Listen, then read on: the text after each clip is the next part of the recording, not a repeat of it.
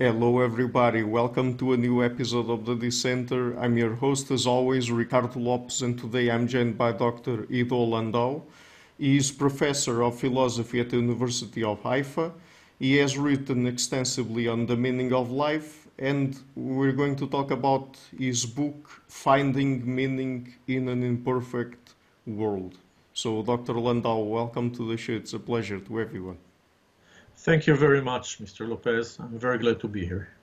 Okay, great. So let me first ask you, what is meaning, and perhaps what does meaning mean in the context of the meaning of life? Right. So usually we use the term meaning in English and maybe in some other languages as well in two main senses. The first sense has to do with a group of notions such as interpretation, understanding, explanation. For example, when I say that the meaning of bonjour in French is good day or hello, I'm using meaning in this first sense, something that has to do with understanding something or deciphering something.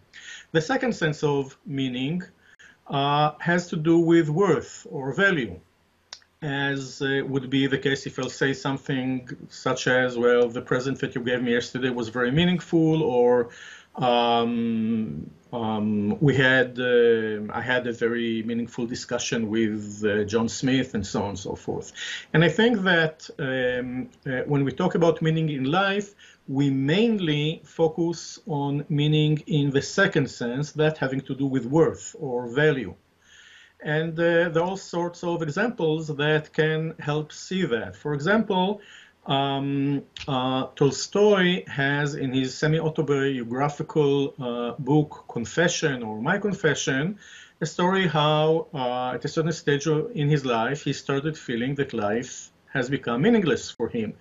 And he recounts how he said to himself, well, I'm one of the greatest Russian authors, novelists, maybe one of the greatest in the world. And he says, and then I said to myself, what's all of it? So what? And then I thought to myself, I have a happy family, they're healthy and they love me. And then I asked myself, what of it? So what? I have such a big estate. I'm trying to help the peasants. So what? Why is it important? Now, a very plausible way to understand what happened to him is that all sorts of things that earlier seemed to him to be of value ceased for some reason to seem to him to be of value, and this is why he experienced life as meaningless. And indeed, at the end of his book, he returns to see life as meaningful because some other things seem valuable again. Again, value is in his life. And once I met a couple who told me how they feel that their lives are meaningless. And they told me that they had a child and she was killed in a car accident. And a very plausible way to understand what happened there or to interpret is that there was something very valuable in their lives, and it was destroyed. And they agreed with me when we talked that they would return to see their lives as meaningful if there would be something else in their lives that they would take to be very valuable. And I think this is true also of many other cases. A biologist told me once that she feels her life is meaningless. And when we talked about it, she, after some time, said that she feels that she really, really wanted very much to be the cutting edge of her profession, maybe the best 2% researchers in her specific field, and that did not happen. And in her view, what made her feel that life is meaningless, I think, is that in her view, this was the only valuable thing in her life. And she couldn't see other valuable things in her life. And that is true of also many other cases. So if we look at all those instances, I think that we can see that, well, the name of the game, so to say, is value or worth.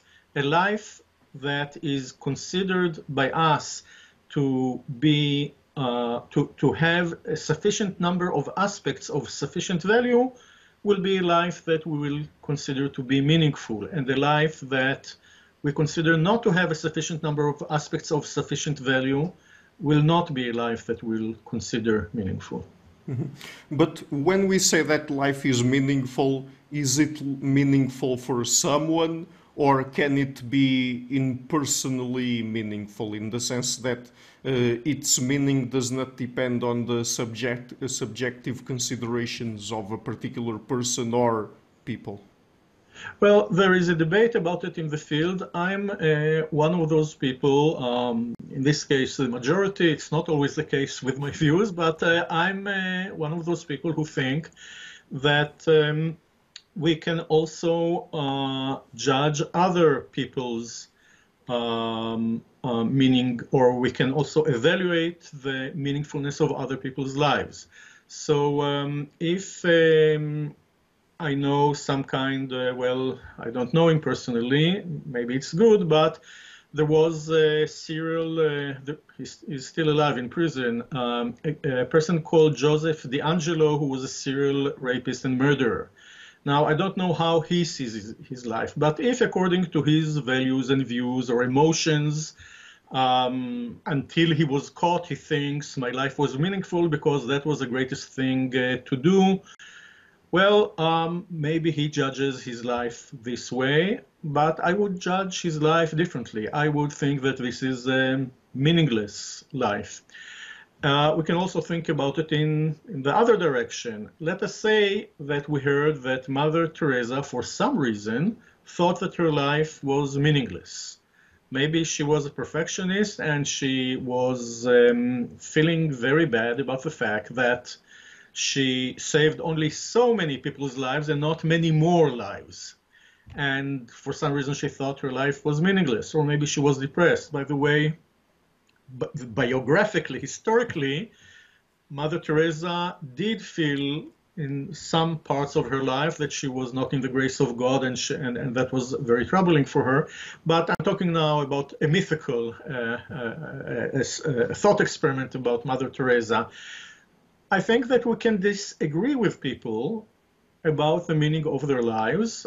In such a case, in this thought experiment, I would say that this Mother Teresa's life is still or was still meaningful, even if she thought differently. Now, if we relate meaningfulness to value, that shouldn't be so odd, because some people think that they're very good husbands when we think that they're actually not very good husbands, or that they play the piano very well, or that they do not play the piano very well, while we think that they're wrong. So I think that it does not depend only on people's own views on themselves. Mm-hmm. So then, is it that there's a particular person that can say that a life is meaningful? I mean, for example, you have the person itself, you have other people around them, and you also have perhaps, I don't know if you want to think about it in that way, but perhaps philosophers who think about the meaning of life and what makes a life meaningful, perhaps we can say they are the specialists in this topic. So, I mean, who is to decide really that a particular life is meaningful? Is it the person itself, other people, a specialist, or who exactly?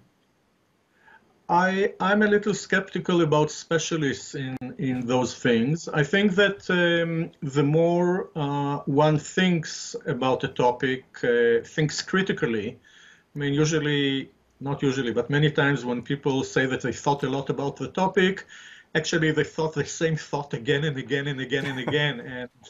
And if we think critically and we consult with other people and we try to read about it and we challenge ourselves and we think about it, try to think about it in new ways again and again, just as in many other topics about meaning in life too, I think we will have a higher probability that we arrived at a better judgment or better evaluation. But I don't think that there is anyone whose view or opinion we should heed to the degree that we just decide that they are the authorities, as sometimes we have in law. Well, the judges decided this and that, and we accept that. For practical reasons, we also do not need that. I mean, in legal cases, we do need someone to decide in a final way, but in general life, no. So maybe there will be difference of opinion, and we can live with it, as in many other cases as well. So we're going to get into several different criteria, several different aspects that we can evaluate to determine if a particular life is meaningful or not. But just before we get into the specifics, let me just ask you a general question. So because different people have different personalities and experiences in their lives, and goals, for example, and in your examples you gave in my first question, you mentioned, for example, people who had children and lost them, people who had certain particular career goals and couldn't fulfill them. I mean, considering all of these individual variation in personality, preferences, goals, and so on, I mean, shouldn't we take that into account and perhaps consider that, for example, for a particular person with particular personality traits and goals in mind, perhaps if life does not go along with their expectations, it's not meaningful for them, but perhaps for other people it is. I mean, I was just trying to understand if we should take those sort of subjective variations into account.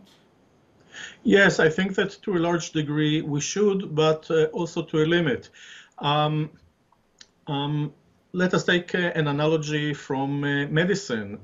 Some medicines are good for some people, but not for others. As doctors know, there are many variations between people. Even people who have the same illness usually have some allergies to that or some propensities. They react better to this or worse to that. So yes, I think we should be pluralists about that. And I think that different people can have meaningful lives in very, very different ways. There are many ways of having a meaningful life. And there are many different sources of meaning that can be used to make life meaningful. However, I would be cautious with complete subjectivism or relativism, again, because I would think that some people, even if they think that their lives are meaningful, for example, that Joseph DiAngelo, I think that in some cases would say, well, they think that, and maybe according to their views or the experiences of their lives. I don't know much about this murderer. Maybe he had a very, very terrible life. I don't know. He maybe grew up educated in some terrible ideologies. I don't know. But at a certain point, I would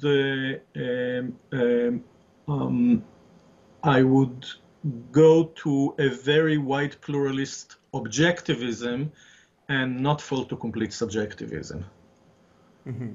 Right. So, I mean, there's this view you talk about in your book that is sort of the perfectionist view of the meaning of life, where people think that for life to be meaningful, it has to be perfect. So, what do you think about it, and what does perfect mean here exactly? Right. So I should first say that in many cases, what makes people feel or think that their lives are not meaningful is this perfectionist supposition. And this is the view that people like you and me do not really have and cannot really have meaningful lives. Only people like Leonardo da Vinci and Mother Teresa and maybe Churchill and Einstein and Immanuel Kant, or all those luminaries, maybe 20 people or 50 people in the whole history of the human race, maybe also Confucius and Jesus Christ and some other people. had meaningful lives, and we are the, well, hoi polloi, the riffraff, the trash, so to say. This is the view that in order to have a meaningful life, you must reach some exceptional perfection or exceptional achievement. And according to some views, even that is not enough. It's not enough to be a Leonardo or a Mother Teresa. You actually have to be like God or his angels, because only people or persons who live forever or can change the whole universe, the whole cosmos, have meaningful lives. So this poses very ambitious standards of meaningfulness. And I think that this direction is unfortunate. I think that there are degrees of meaningfulness, and I would certainly hold that people like, I don't know, Mahatma Gandhi or Albert Schweitzer had more meaningful life than I have. I would like to think that I also have a meaningful life. So I would put a threshold between having a meaningful life and having a meaningless life, not at the very top of having an exceptionally meaningful life, but much lower. And then there would be degrees, just as one can think that one makes good food, but maybe the best cook in town or the best chef in the world makes better food, and that is also okay. But usually we do not accept perfectionism. We do not think that if we're not Warren Buffett, this multi-billionaire, we're completely propertyless or moneyless. And we don't think that if we're not Einstein, we're completely stupid. No, Einstein is wiser or cleverer or more intelligent than us, but yes, we get along also well. And I, for example, try to write fiction. And I think that there are so many people, not only Shakespeare, but even people who are less accomplished than Shakespeare, write much better than I do. But still, I think that what I do also has some worth, and it is also a contribution. Now, what is the difference between a perfectionist and non-perfectionist? The difference is not in thinking that better is better or the best is the best, and also not in thinking that we wouldn't like to be the best if we could or if it works. The difference is in thinking that only the best is good, which is what perfectionists hold, and whatever is not the best is bad. While non-perfectionists think that the best is best, and what is not best can also be good, at least part of it. Not everything which is not the best is also good. So perfectionists sometimes are blind to the value that we can find in many, many things. When I was a student, we had a perfectionist student in our class, and it was very interesting. He thought that when he receives 100, or 99 in the exams, that's fine, but whatever is below that is like a 0. And he indeed left his studies, although he was better than all of us, which is a great shame. And I know some people who live life in more than one way because they are not the best, which I think is a pity. Yeah. So now talking about freedom, do we need freedom for our lives to be meaningful, and what kinds of freedom exactly? Because of course there are certain aspects, at least of our lives, over which we have no sort of control, like for example many times the conditions we are born in and live in, but perhaps arguably there are other aspects over which we have more control. I mean, we could get into the free will debate and ask if people really have any sort of control over their actions, their behaviors, their thoughts, and so on. But what do you think about it? I think that yes, as in other cases of value, many aspects of value in our lives, in general, are determined not only by us. This is also true, for example, of our health. Luck or bad luck, as we know now in time of pandemic, can also impact us, even if we, assuming that we do have free will, I believe that we do, even if we are doing all the right things and are very cautious. And car accidents can also impact the meaning of our lives and our health and our wealth and our intelligence. That is true also of many other events in life. For example, there are people who influence the meaning of my life that I met by accident. If I were to be in another class in another school, or in one case, if I were to take another train, then things would have been different. So many things are not determined by us, and we should be aware of that.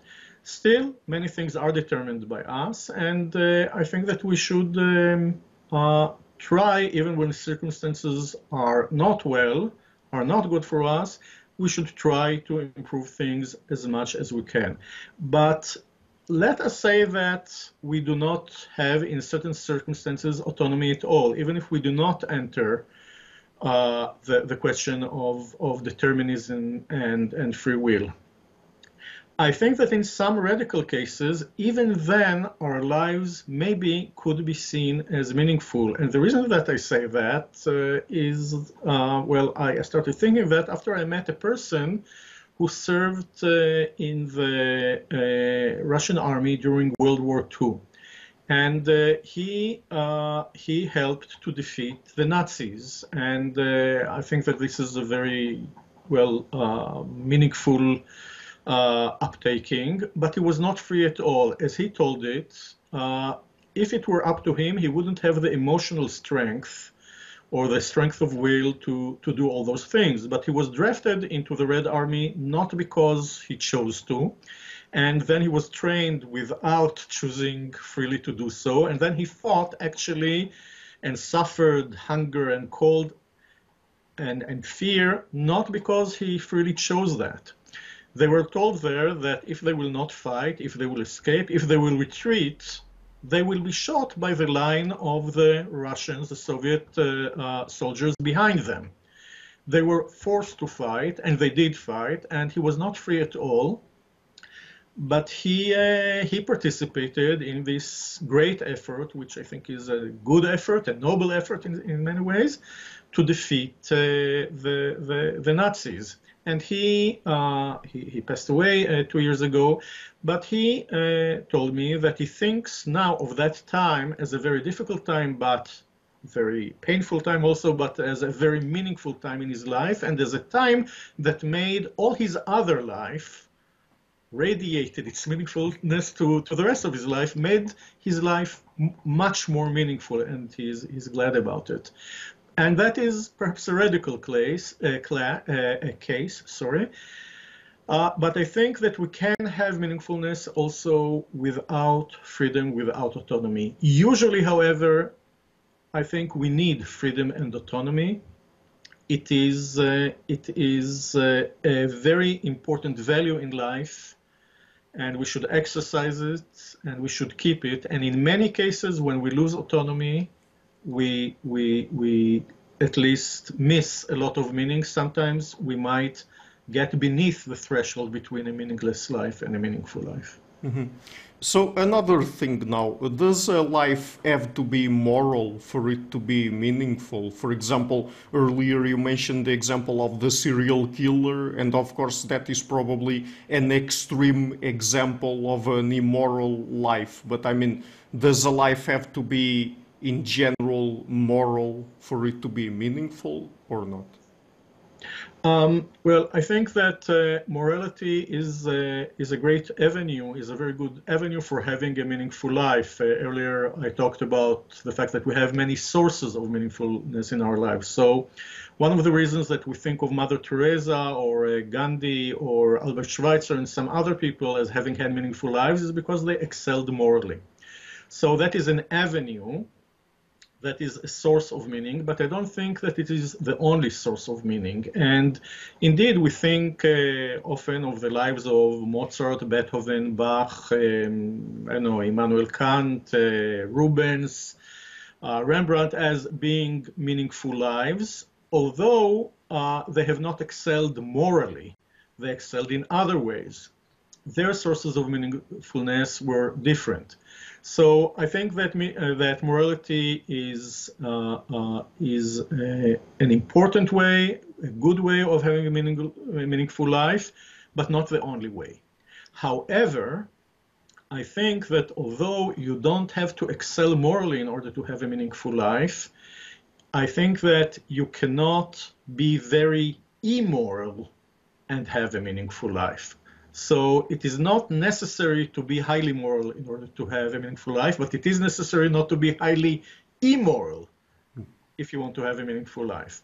And the lives of people like, well, this Joseph DiAngelo, I would not take to be meaningful. And let's try another thought experiment. Let's think about Mozart, and let's imagine that we learned that in order to have inspiration to write his wonderful symphonies, he had to sexually molest or rape children, torture animals, things like that. For me, this would strongly diminish my evaluation of his life as meaningful. I think I would not then see his life as meaningful because, again, meaningfulness has to do with value. And I think that just as with elevators, I mean, you can go up, you can go down. These things diminish value in one's life. And all in all, a life of people also like Hitler's, I would not see as meaningful, maybe the opposite of meaningful, because of immorality. So I think that, as I would say, the final line is morality is a way of making one's life meaningful. It is not a necessary way of making one's life meaningful, but immorality is something that can destroy easily the meaningfulness of one's life, and it is necessary not to be immoral. Mm-hmm. Do you think that people need to reflect on their own lives for them to be meaningful? Because there's this idea that I think comes from Socrates, where he says something along the lines of an unexamined life is not worth living. I mean, do you agree with that idea, with that criteria, that people who do not reflect on their own lives lead meaningless lives? Yeah, so I'm one of those people who would disagree with this saying of Socrates here. I know many people who, in general, don't live an examined life. They just live in a very good, beautiful, happy, loving, generous, compassionate way.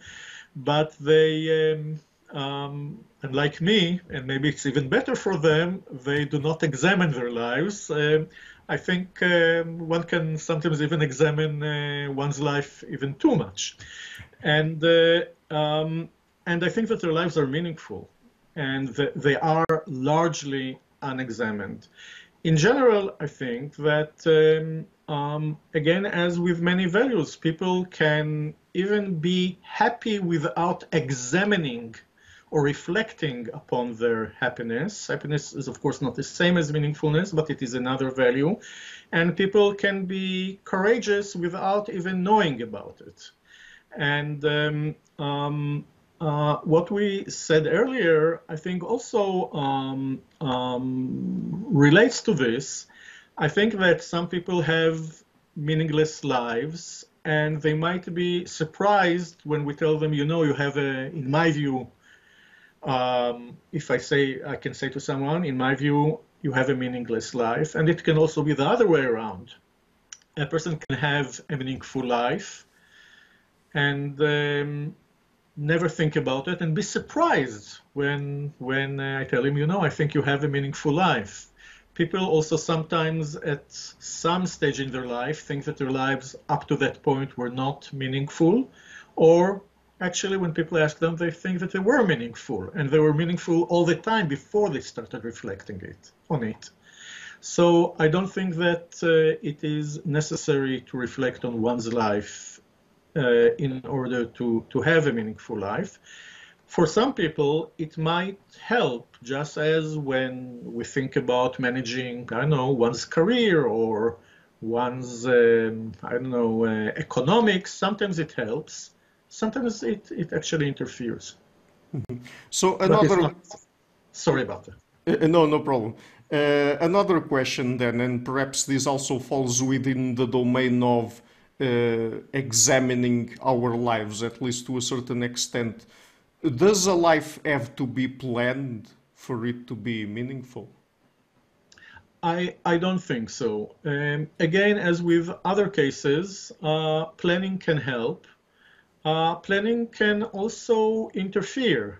Now, during pandemic, we do not travel very much abroad, but I think that some trips that are not planned are not as good as they could be, and some trips are overplanned. And you can, or maybe should, just have the general contours, perhaps, but then see how things develop and play it by ear. I think that many people who do not plan their lives I know people who have not really planned very much their lives, and I would evaluate their lives as meaningful, sometimes even very meaningful. Probably all sorts of psychological or emotional inclinations helped, maybe education at an early age, but otherwise they did not plan very much. In some cases, certainly in some historical eras, people also could not plan very much their lives. There was not such freedom and mobility, and things happened as they did, and their lives, in some cases, were meaningful. So I don't think it is a necessary condition. Mm-hmm. What about having goals in life? Do you think that's a necessary criteria for life to be meaningful? I'm sorry, having goals.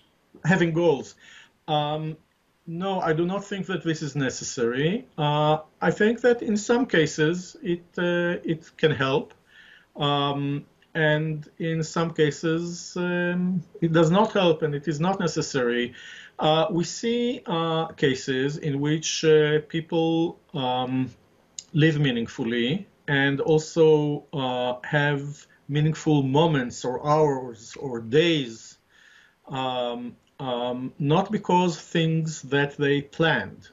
So people, in the religious tradition, we know that some people worked very hard in order to have mystical enlightenments, but there are also spontaneous mystical experiences. And that is also true for some deep aesthetic experiences that people have, and meetings by chance with other people that change life, and a general attitude to life which does not have to do with goals, an attitude which recognizes the immense value in the small things all around one.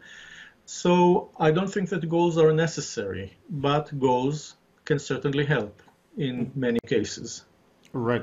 Another thing that people also bring to the table when talking about the meaning of life is purpose. I mean, sometimes people say that we need to have purpose in life for it to be meaningful. I mean, do you agree with that? And what would purpose mean in this context? Well, I think that some people do find purposefulness very important to the meaning of their lives. It may also have to do with temperament and with education. We live in a very, today we live in a very goal-oriented society. There are projects all the time. Also in people's work, they don't just work, they have projects and they fulfill the projects, and then there are other projects and they're competitive and they have to advance and so on. This is a mark of our time. It has not always existed, and in other eras when it existed less, still people, even then, some people had meaningful lives. I don't think that being purposeful is necessary. For many people it is helpful, but I don't think it is necessary for having a meaningful life. And one can have a meaningful life even if one does not follow purposes and tries to satisfy one's desires or fulfill these purposes. Mm-hmm.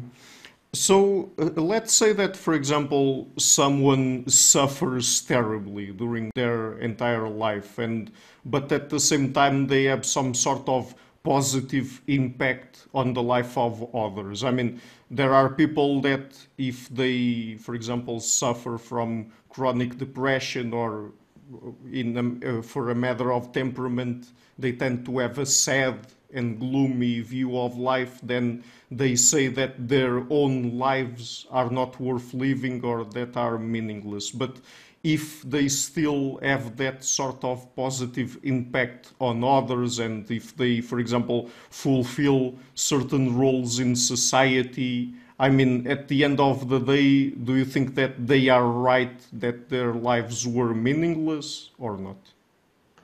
I think that it depends on the degree of suffering or depression or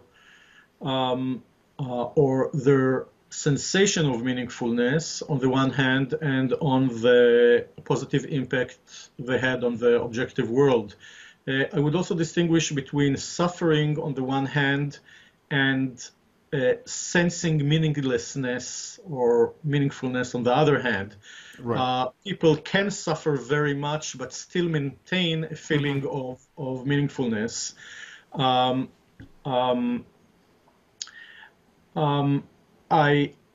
I think that one of the values in life that makes life meaningful, again, there are many sources, but one of them is one's feeling of meaningfulness or meaninglessness in life. So the subjective element here has also an objective side to it. And also subjective suffering or pleasure also plays a part in the overall evaluation. I think that in some cases, yes, certainly, even if one suffers, and even if one does not take one's life to be meaningful, one's positive impact on the world would make one's life meaningful. So earlier I gave the thought experiment, this mythical example, not mythical example of the mythical Mother Teresa.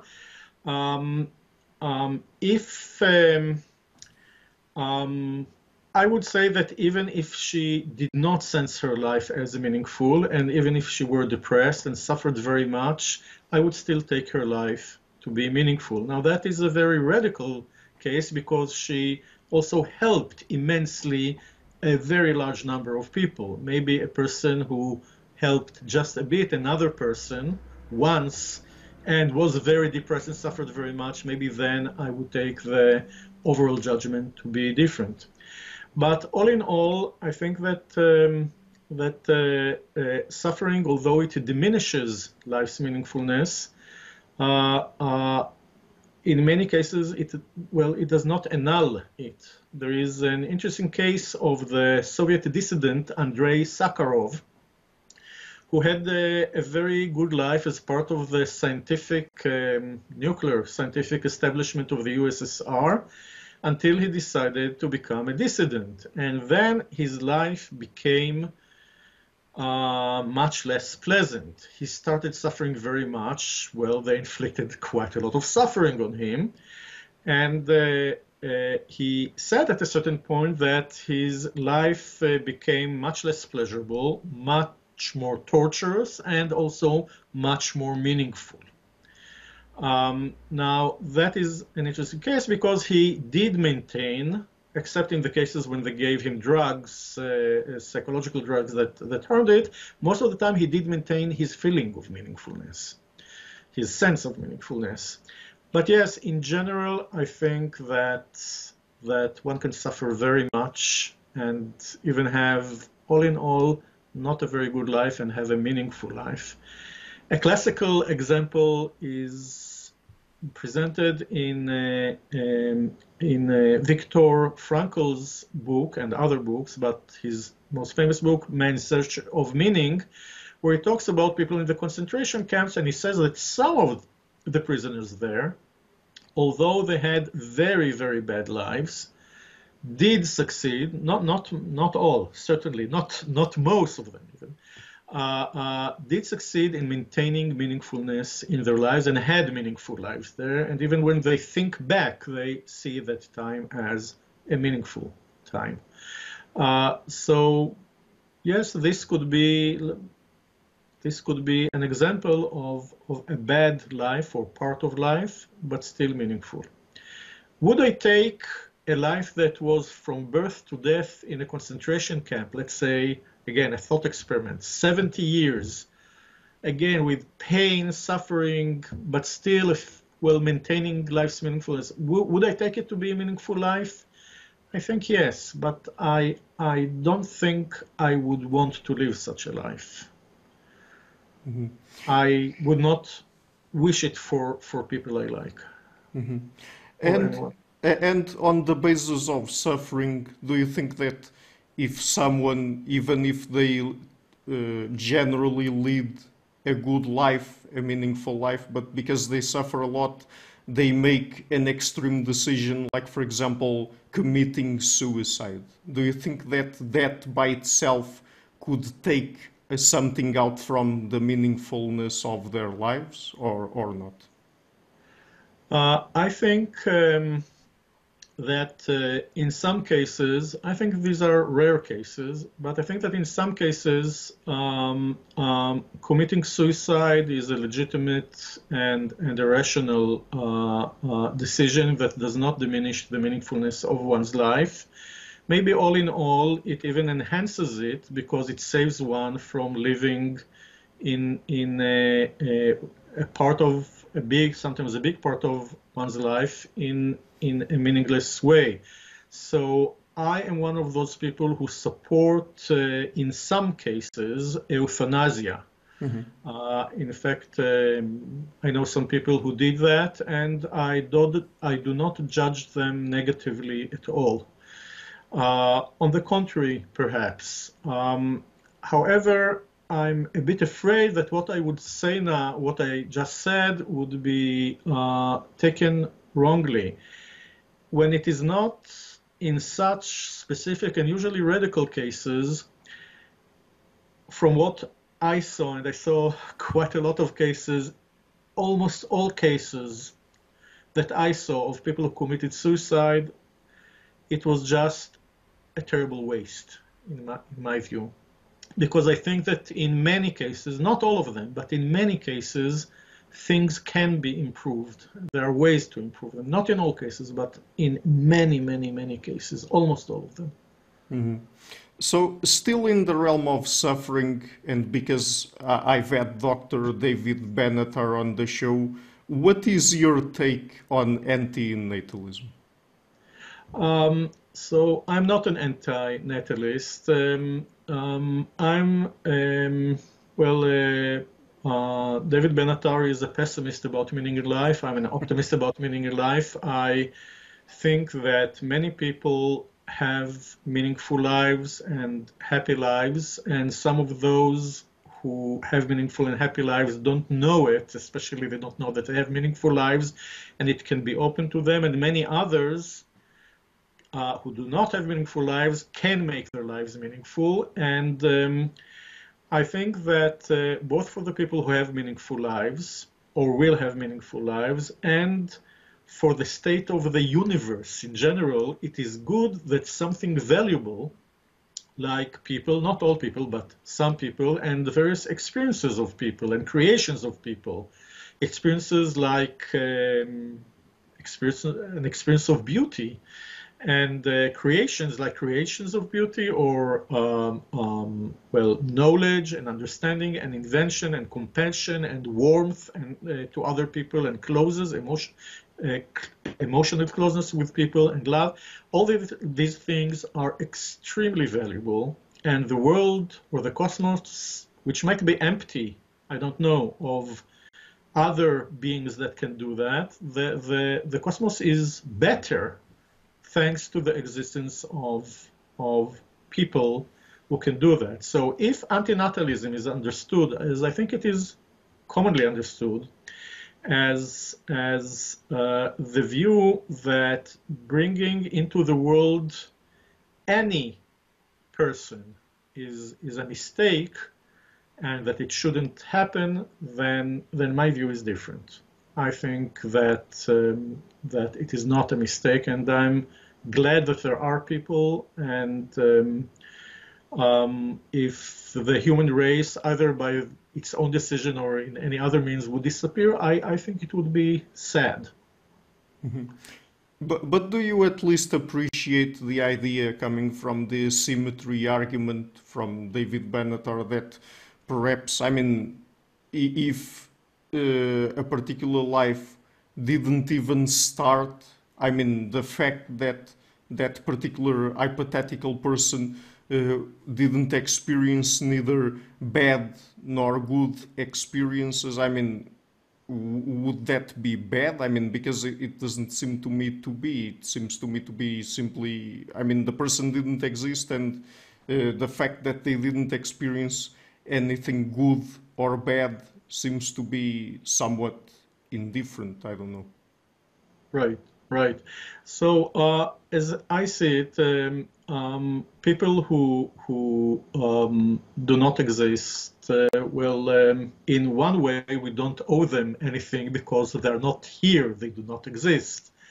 Um, and when they are not existing, we don't have duties for them. If they were to exist, we would have some duties for them.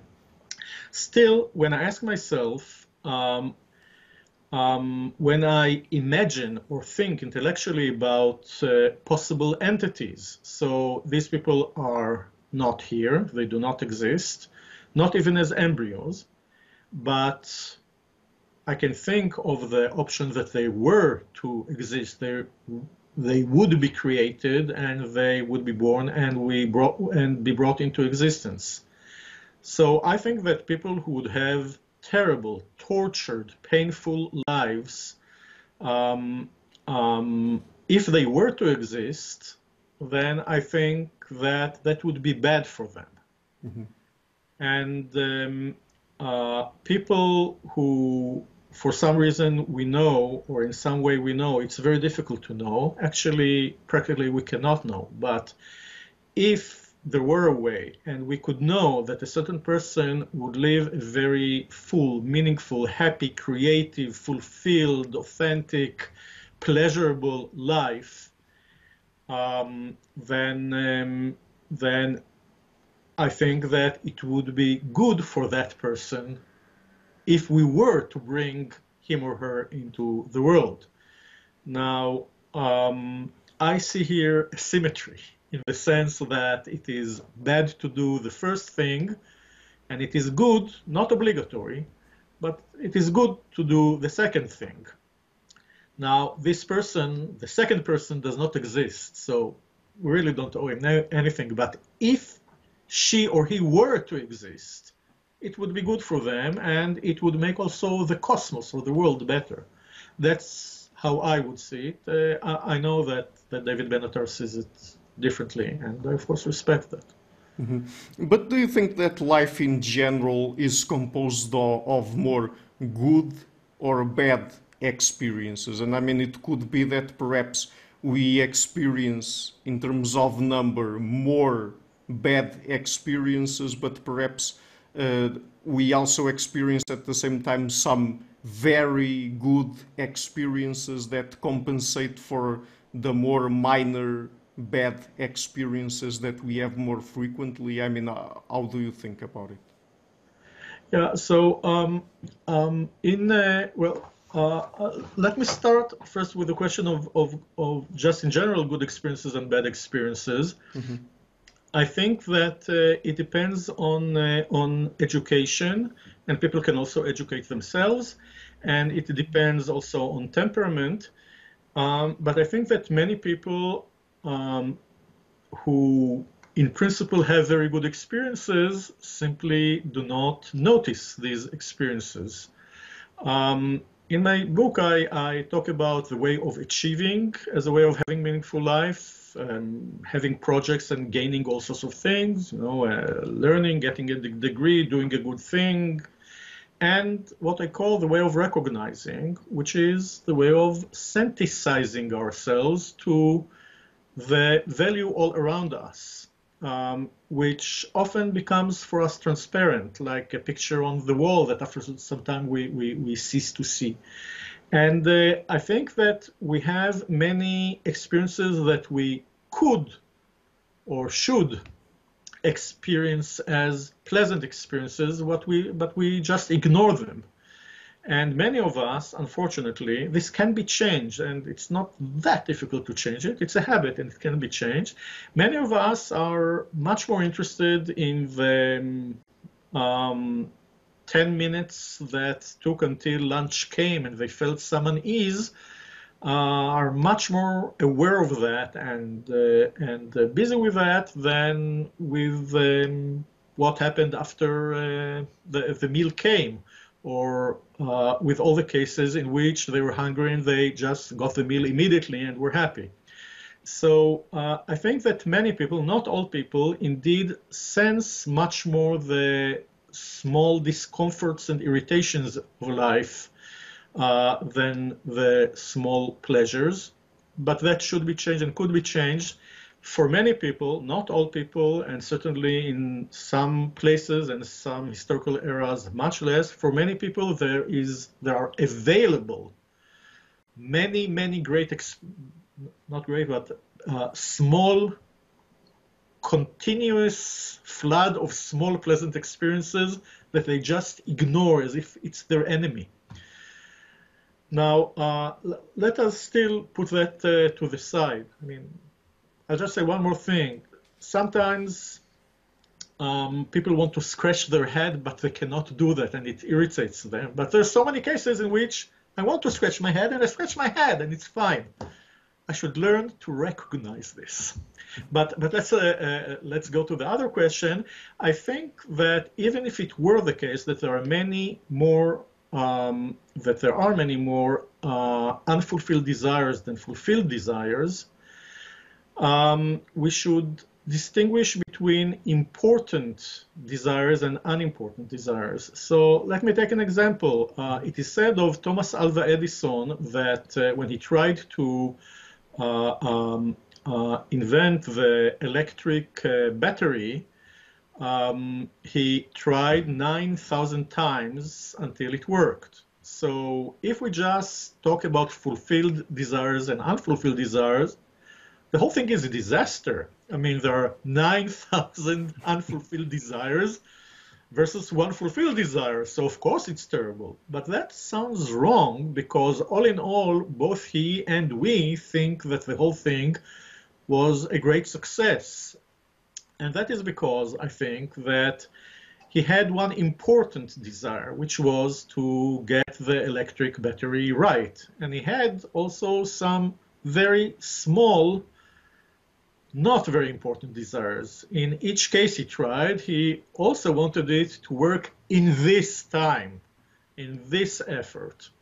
But that was not an important desire for him. The important desire for him was that finally, at the end, it would work. So although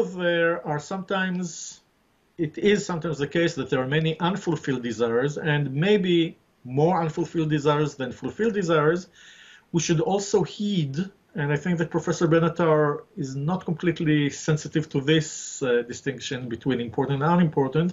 We should also heed the importance of the desires. And if important desires are fulfilled, then then even if there are more unfulfilled desires which are not important, that's not such a terrible thing. So if, for example, in my life, I managed to have a good personal relationship with someone, but it's already 7 times that I wanted to eat Chinese food and not Italian food, and the restaurant was closed or there was a long line, then okay, then it's 1 against 7. 7 cases of unfulfilled desire to eat Chinese versus Italian, or the other way around. Still, there is a difference in the importance, and that is the most relevant factor here, I would say. Mm-hmm. Do you think that a materialist view of our lives takes any meaning from them? Because, for example, the idea that we are insignificant from the point of view of the universe, or the idea that after we die, eventually all people that knew us will also forget us and will die themselves, and perhaps all of what we did will be lost forever, and even more so from the point of view of humanity itself, probably somewhere in the future we will go extinct, or the universe will end, or something like that, and so everything that anyone ever did will be lost forever. I mean, do you think that that takes meaningfulness out of people's lives?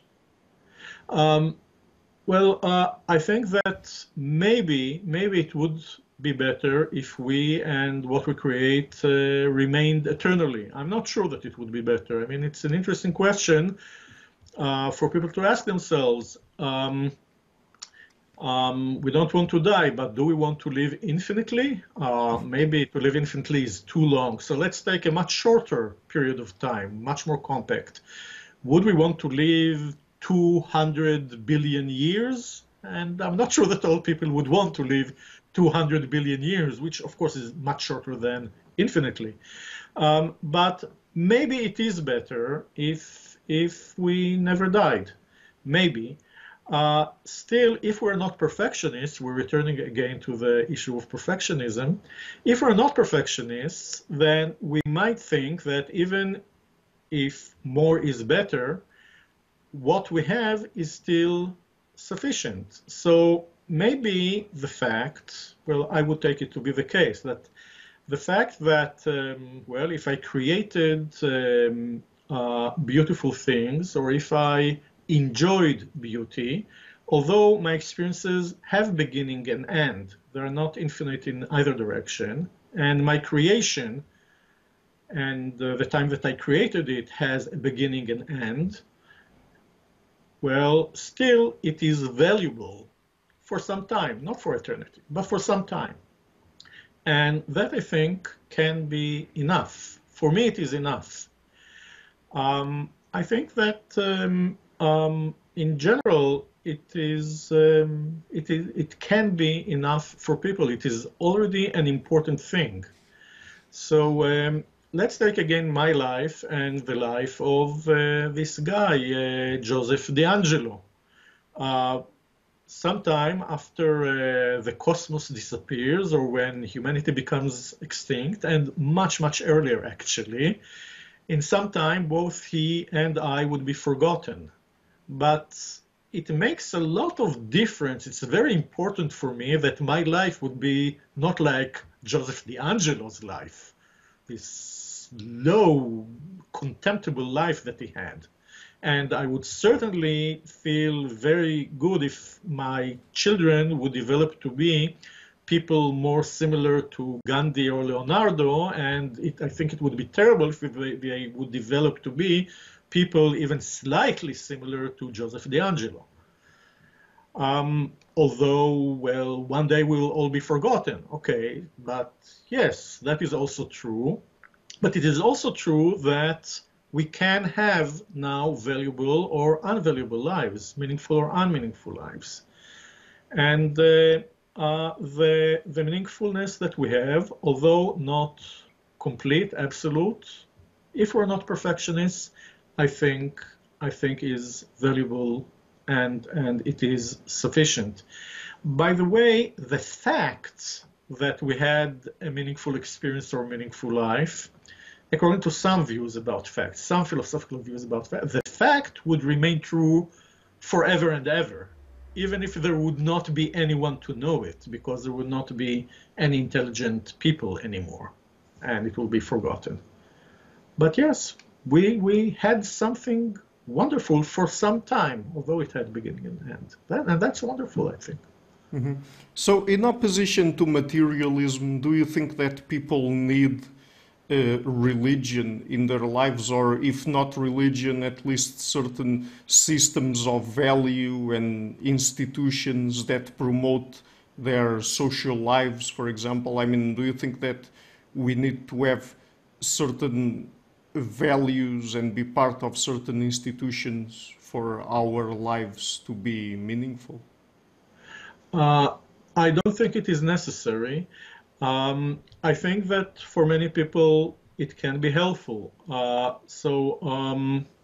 Well, religion in general, I think, is one avenue, one source of meaningfulness if it works for one, if one can or does believe in God, in the afterlife, and whatever there is in that religion. Of course, there are many types of religions. Then yes, it can insert a lot of value and therefore meaningfulness in one's life. In many religions, there are certain valued days, which are the holy days, and valued objects such as altars or prayer books, and activities, valued activities such as fasts in the right time or prayers in the right time, and that can make life meaningful. And also many religions, not all of them, emphasize community very much, and this is very important for many people, and it helps many people, especially in an age where individualism is very strong and people sometimes feel lonely without knowing that this troubles them very much. Everything is okay, but why am I feeling this sourness in my life? Well, I'm lonely.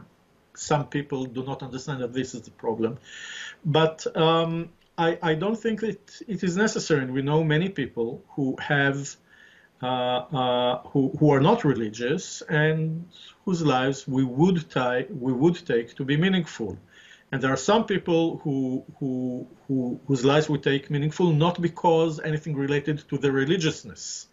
So we talked earlier about some composers, even if they were religious. Well, Bach was religious, certainly, but many people then were religious. It's not the religiousness that makes for us their lives meaningful.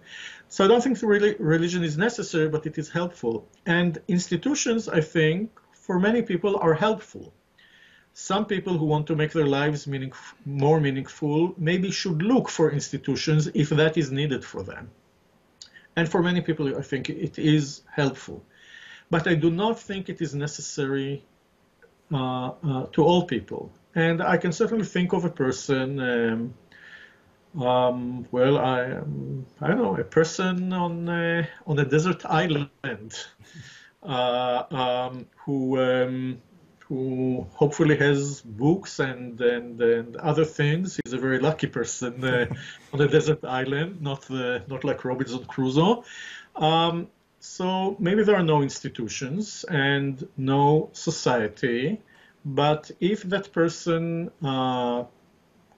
can have sufficient aesthetic experiences and can learn and maybe discovers a lot of things and understands a lot of things and feels happy, I think this would be a meaningful life. So even in solitariness, life can be meaningful and without relation to institutions. Then again, for many people, it is helpful to have institutions and it is something worth checking. Mm-hmm. So when we talk about the meaning of life, is it a question that only applies to humans, or can we also discuss it about other animals? So can we ask if other animals also have meaningful or meaningless lives? I think we can ask this also about animals, and there is debate about it in the field. My view is that we can talk about meaningful lives of animals, but not in the same way that we talk about human meaningfulness. So I don't think they can have meaningful lives as humans have meaningful lives. The evaluation would be different. The categories will be different. But maybe, I'm not sure. Some animals, the more intelligent and social ones, maybe dogs, dolphins, bears, wolves, elephants, giraffes, maybe not insects. I think that the term could be applied to their lives, both meaningful and meaningless, in a way that would have to be appropriate for them. Earlier, I said that asking people to I don't know, to influence the whole cosmos is appropriate to God. This is not the type of meaningfulness that we would expect of people. Maybe that is also true of dogs. They would have their own meaningfulness, and then it might apply to them. But the meaningfulness that by which the type of meaningfulness that we attribute to people, I think will not be relevant to even intelligent animals like dogs or some monkeys or dolphins. So in that sense, we also have to take into account the nature of each specific species or person. I mean, for example, when talking about the meaning of a human life, we have to take into account our human nature, and when talking about the meaning of, for example, a dog life, we have to consider the nature of dogs and I mean the types of things they do and the types of activities that I mean they tend to participate in and things like that. I think so, yes. The things that they can do and the things that they can do, the things we can expect from them. Yes, these are things that we have to take into account, I think, yes. Mm-hmm. So, but is it relevant for the life of a particular animal to be meaningful if we are to include it in our moral circle? I mean, what I'm asking you is that, is it necessary for the life of a particular animal or a particular species to be meaningful for it to have some sort of moral status? I do not think so. So earlier I said that I think that meaningfulness, some type of meaningfulness appropriate to them does apply, but I don't think it is necessary to enter into this question in order to think that they have some type of moral status. I think it is sufficient for them to have a moral status by the fact that many of them do have sensations and do have feelings. Again, somewhat different from ours in some cases, sensations not very different from ours in many cases, feelings not terribly different from ours. And I think that this already is sufficient for us to be bound by some moral duties on the way we treat and refrain from treating them. I happen to be a vegetarian, and I think that many of the things we do all the time, we as a species do all the time to some other species, are very problematic from the moral point of view, and that we should not do them. Certainly not the way that we do it now. Mm-hmm. But so, yes, we are bound to them morally. It is wrong to torture animals as well, I think, and there are some other things that it is morally wrong to do to them. Mm-hmm. Right. So just one last question. With all of what we talked in mind, I mean, would you have any piece of advice or any arguments to give to people who despair over the meaninglessness of their lives? I mean, I don't know, people who, for example, suffer from depression, or nihilists or pessimists in general. I mean, would you have anything to say to them to perhaps convince them that perhaps their lives are not as meaningless as they think? Yes, actually, I have talked with many people, and in some cases, I managed to change their views. In some other cases, I did not manage to change their views. One thing that I would say, there are a few things. One thing that I would say is that it's very important, I think, in some cases for people to ask themselves whether they should speak only with me, because philosophy has its advantages, but it also has, as everything, it is a perspective. You see some things better from this philosophical perspectives, but some things worse, or you don't see them at all. Philosophy tends to be rational, and it tends to be general and abstract.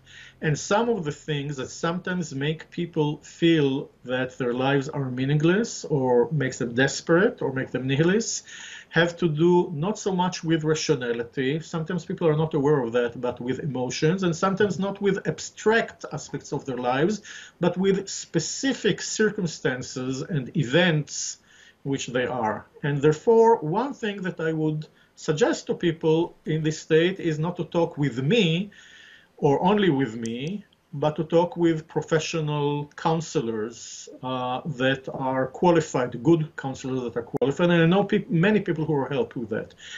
Then again, there are many things also, I think, that can be helped also by a discussion with other people in a philosophical way. So yes, I think that many things can change for people. So when we hear Hamlet's monologue in Shakespeare's play, he presents there two options: to be or not to be, to continue to suffer the slings and arrows of fate. I mean, to get a lot of pain, or not to be, which is to commit suicide in that case, which he calls it to sleep.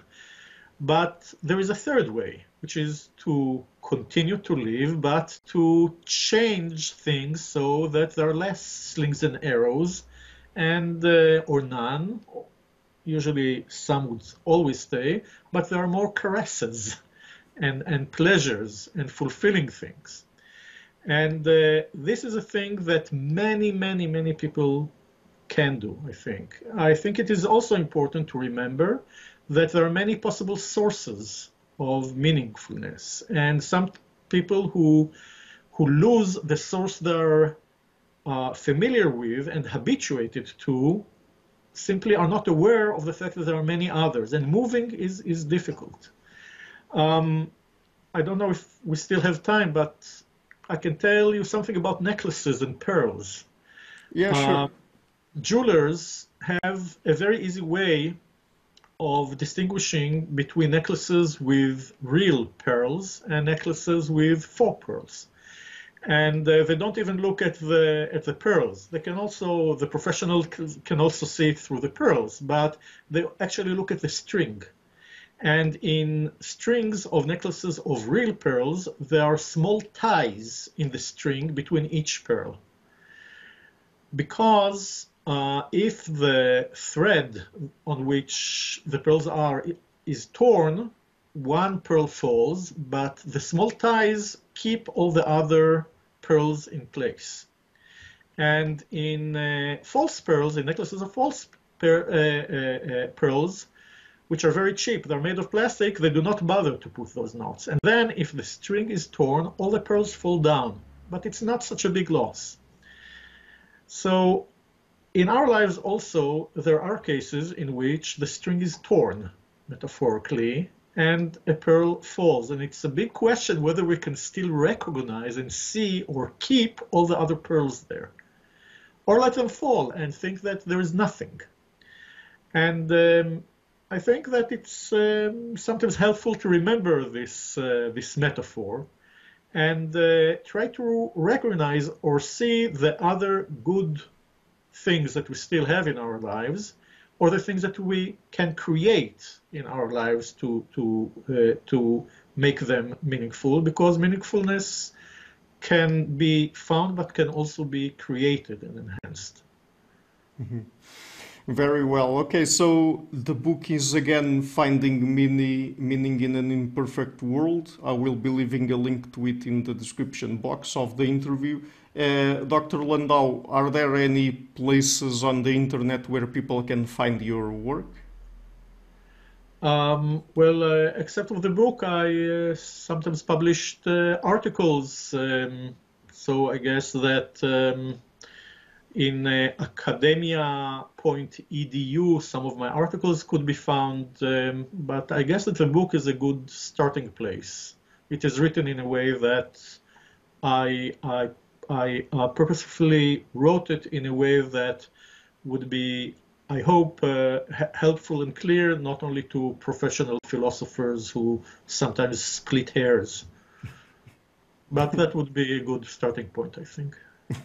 Okay, so thank you so much for taking the time to come on the show. It's been a real pleasure to talk to you. Thank you, Mr. Lopez, and it's been a great pleasure for me as well. Hi guys, thank you for watching this interview until the end. If you like what I'm doing, please consider supporting the channel. It's thanks to people like you that it keeps running, so I will leave links in the description box for PayPal and Patreon. Any amount, even just $1 per month, would already be a great help. Otherwise, and if you like what I'm doing, please share the interview, leave a like, and hit the subscription button. This show is brought to you by Enlights Learning and Development Done Differently. Check their website at enlights.com.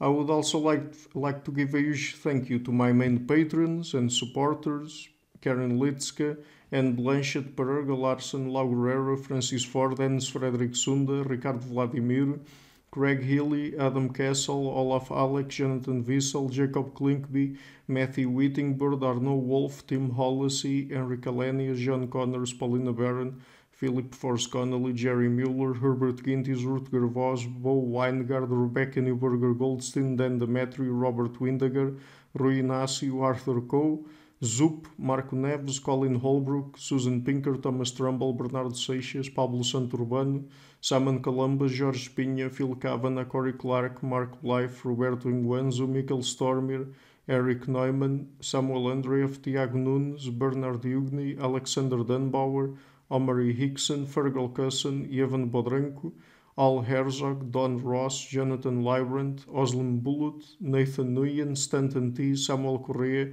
Eric Hines, Mark Smith, J.W., João Eira, Tom Hummel, David Sloan Wilson, Yacila Dez Araújo, Eden Solon, Romain Roach, Dmitry Grigoriev, Diego Londoño Correa, Tom Roth, Yannick Punter, Adana Rusmani, Charlotte Bliss, Nicole Barbaro, Adam Hunt, Pavel Ostaszewski, Nelek Bach, Catherine and Patrick Tobin, Al Ortiz, Guy Madison, Gary G. Elman, João Linhares, Lida Cosmides, Saima Afzal, Adrian Yegi, Nick Golden, Paulo Tolentino, João Barbosa, Jules Price, Edward Hall. My producers, Isar Webb, Jim Frank, Lucas Tafinia, Kian Gilligan, Luís Caetano, Tom Vanagdam, Curtis Dixon, João Linhares, Benedict Mueller, Vega Guidi, Sardas France, Nirban Balachandran, and my executive producers, Michel Rugieski, Rosie, James Pratt, Matthew Lavender, and Sergio Quadriano. Thank you for all.